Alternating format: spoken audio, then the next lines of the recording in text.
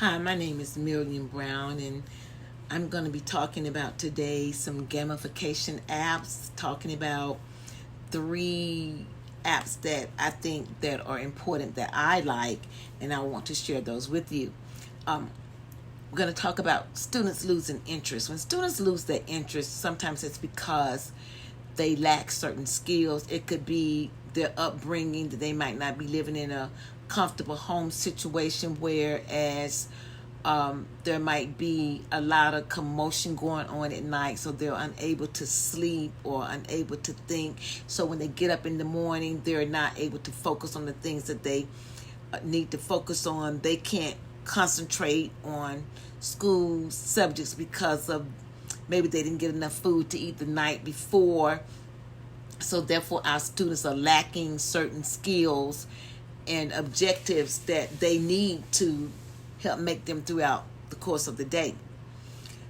Students disengage in certain areas because, as I said before, they lack certain skills.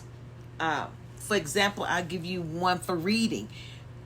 Students have an opportunity to read, but if you don't know your beginning sounds, if you can't blend the words together to create a word, then you can't do what the teacher's asking you to do as far as reading, and then therefore you become a behavior problem because you don't know how to counteract, how to work without this deficiency that you have, and to make the best of it. And that's where we as teachers, we have to come in and try to motivate our students into learning, so that these gaps or these handicaps that these students encounter, they will not feel as if they are not adequate enough to fulfill the objectives that we're asking them to fulfill. Sometimes the student might not understand the objective that we give as teachers. Sometimes our wording can be a little difficult for our students, so we need to make sure that when we want our students to do a certain skill, that we break down the objective, make sure they understand. If they can't or have difficulty understanding, that we ensure some type of way that they are able to grasp on to what it is that we're trying to teach them. I also noticed that when students are engaged in other apps that they have when we have free time, that they enjoy learning because they're not pressured to learn the certain skills or subject matter that we have placed before our students. So therefore, they feel at ease, they feel comfortable, they don't mind sharing with their peers what they're doing. But we as teachers, we have to fill in that gap and make sure that they understand what it is we're teaching them, so that they will feel good about the games that we put them on or the apps that we put them on. I've noticed too that as soon as school is out, our students engage in these apps on their Chromebooks. They're into Minecraft, they're into Booklet, they're into these different type of apps that all about learning, but it's what they want to do. ABC Mouse. They love those different apps that they can get on to, but not the structured apps that we have to. So we have to make sure that we get our students engaged in the correct subject area for learning. We can impact our students. We can't impact our students if we feel like we have failed them. We must turn our objectives and our goals to where our students can adapt, and where our students are able to learn, where our students feel comfortable about themselves, where they feel as if they can rule the world, because our job is to empower our students. So if we're not empowering our students, then we're not doing what we need to do. If Johnny can't do math, then Johnny's going to act out. If Susie has difficulty reading and we don't cater to her need to try to make her to become a better reader, then she's going to act up. And when it's time for reading, she's not going to want to participate. She's going to sit there. She's going to fall asleep. She might daydream. She might doodle. Johnny might doodle. He might fall asleep. And we have to take account of these because we as educators, we're responsible for our students to learn. So we want to make sure that they learn, they feel successful about learning, they're happy when they're learning. And if we can't impact them, then we have failed as a teacher. We failed our job. And we as teachers don't want to be failures. We want to be successful, and we want to have successful outcomes. So as leaders, as educators, we have to find a way to impact our students so they will feel helpful and successful.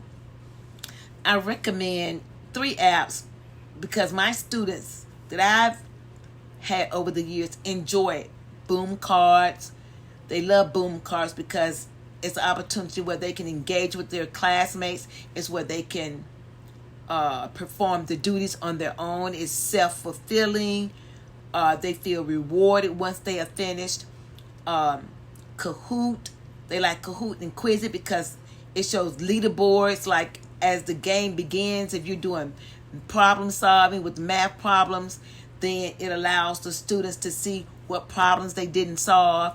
It allows the students to see who's the lead. And it's not about who finishes first on these games. It's about who gets the answers correct and who understood or understand what's going on with these gamifications of these games, because these games have competitiveness with it. They give them rewards.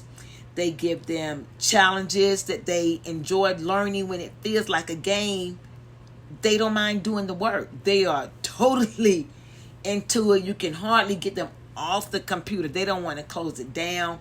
So these games that they're playing are rewarding to them. It's self-fulfilling. It's personalized. It's custom to fit their needs. And it gives them instant feedback. And teachers, you can find these apps. Me personally, I Google anything I want to find. If I want whatever I'm looking for, I Google it. Google has become my friend. But you can do apps on your phone. You can do iPhone apps.